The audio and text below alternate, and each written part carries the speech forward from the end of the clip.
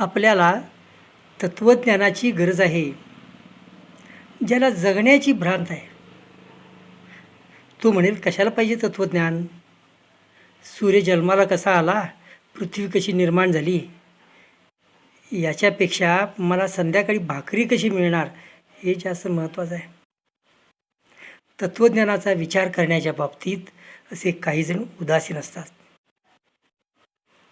पण आपल्या समाजात जे जे व्यवहार सुरू असतात त्या प्रत्येकाच्या मागं तत्त्वज्ञान असतं, विचारसरणी असते.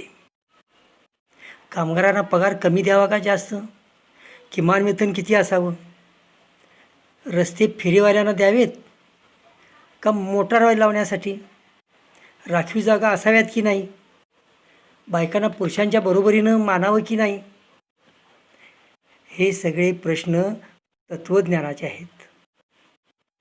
ज्यांचं चांगलं चाललेलं आहे ते म्हणतात काही गरज नाही तत्त्वज्ञानाची, काही गरज नाही बदल करण्याची, हे आहे हे चांगलं चाललं आहे. पण ज्यांचं वाईट चाललं आहे, ज्यांना दुःख भोगावं लागतं आहे, ज्यांना त्रास भोगावा लागतो आहे, जे अडचणीत आहेत, ते म्हणतात नाही हे बदलायला पाहिजे. हे असंच असता कामा नये.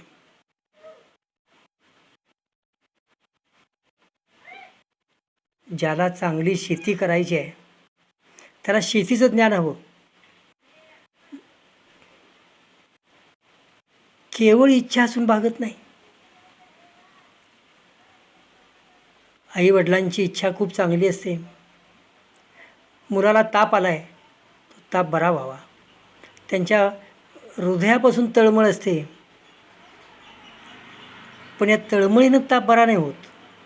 ताप बरा होण्यासाठी त्याचा अभ्यास केलेला डॉक्टर यावा लागतो.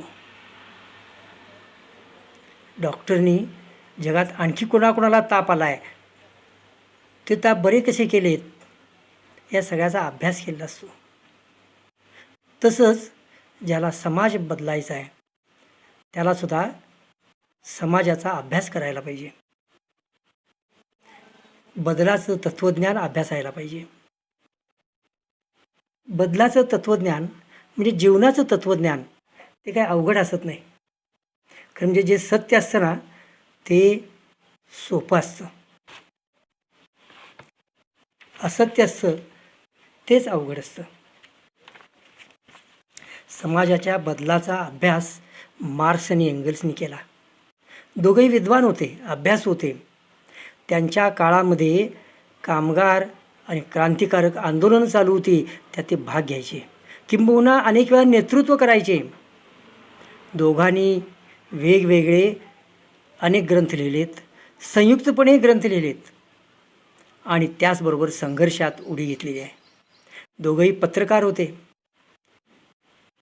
समाज विकासाची त्यांनी शास्त्रशुद्ध मांडणी केली. त्या काळच्या समाजस्थितीचा म्हणजे भांडवलशाहीचा त्यांनी सखोल अभ्यास केला आणि त्याचबरोबर जगाच्या इतिहासाचाही अभ्यास केला. त्यावरून कशा परिस्थितीत समाज बदलू शकतो त्याचे काही नियम त्यांनी शोधून काढले.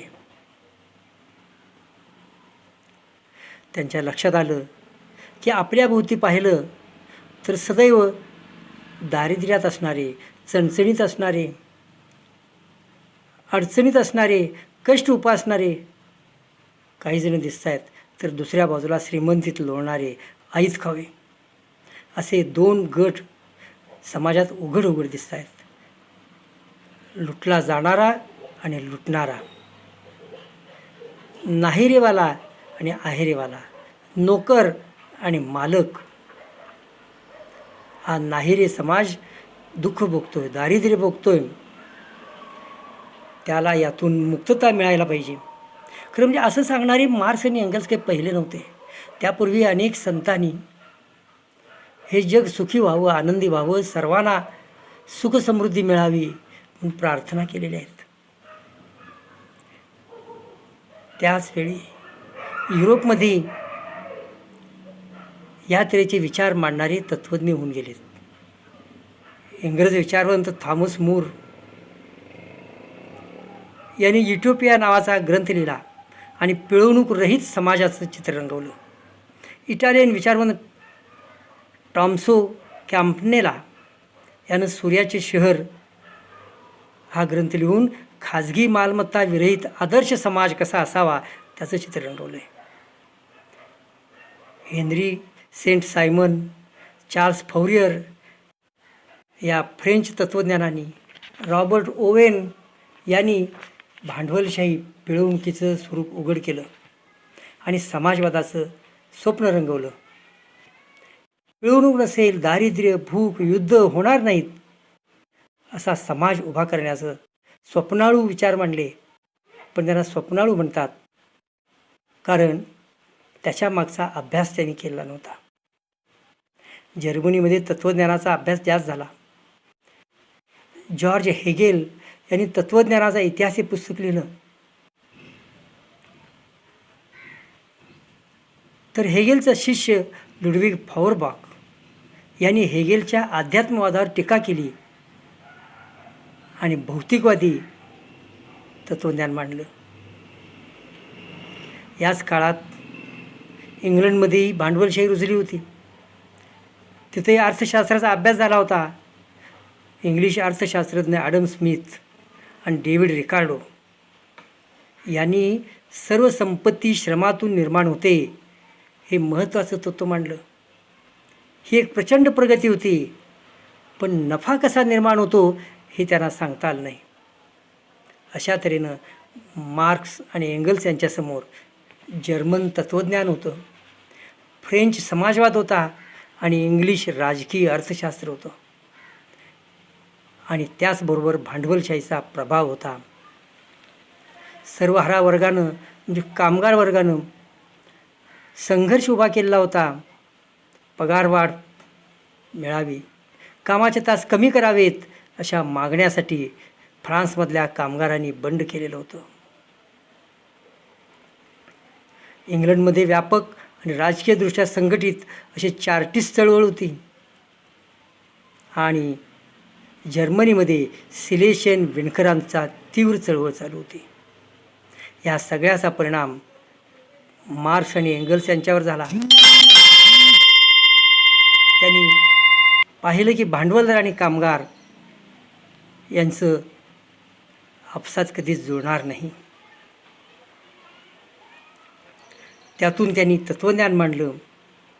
त्याला म्हणतात विरोध विकासी गत्यात्मक आणि ऐतिहासिक भौतिकवाद.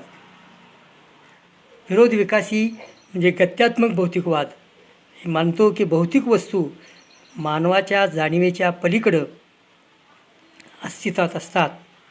त्या प्रथम अस्तित्वात असतात, जाणीव नंतर असते. भौतिक वस्तूंचे आकलन आपल्या इंद्रियाद्वारे होते. त्यांचे प्रकार नाहीसे झाले तरी भौतिक पदार्थ अविनाशी आहेत, गतिमान आहेत. गतीशिवाय भौतिक वस्तू असत नाही. गती ही भौतिक पदार्थाच्या अस्तित्वाची तरा आहे, सातत्याचा बदल आहे. प्रत्येक वस्तूत विरोधी शक्ती असतात. गती किंवा विकास हा या विरोधी शक्तींच्या संघर्षातून होतो. जसं गणितात बेरीज वजाबाकी, क्रिया प्रतिक्रिया, तसं भांडवलशाहीत कामगार आणि भांडवलदार. संघर्ष करणाऱ्या विरोधी शक्ती विभक्त नसतात, त्या एकत्र असतात, संघर्ष करतात, ऐक्य करतात. म्हणून विकासाचा सर्वप्रथम नियम म्हणजे विरोधी शक्तींची जूट आणि संघर्ष. जूट क्षणभंगूर असते तर संघर्ष चिरंतन असतो. विकासाचा दुसरा नियम संख्यात्मक बदलाचं रूपांतर गुणात्मक बदलात होतं. पाणी उकळतं आणि मग पाण्याची वाफ होते. जिथं द्रवाच्या ऐवजी इथं रूपांतर वाफेत झालं. संख्यात्मक बदल हळूहळू उत्क्रांतीच्या पद्धतीने होतात तर गुणात्मक बदल क्रांतिकारी स्वरूपाचे होतात. तिसरा नियम नकाराचा नकार, जुन्याचे अस्तित्व नाकारणे. पूर्वीच्या अवस्थेतील विकासक्षम घटकांचं जतन होतं आणि नवीन अवस्था निर्माण होते. ती उच्च दर्जाची असते म्हणजे विकास मूळसूत्र पद्धतीने होतो. मार्क्सवादाचे हे नियम मार्क्सने मांडले. मी अनिल चव्हाण. आपल्याला जरी विचार आवडले असतील, समजले असतील, सोपे वाटले असतील तर सबस्क्राईब करा आणि शेअर करा. धन्यवाद.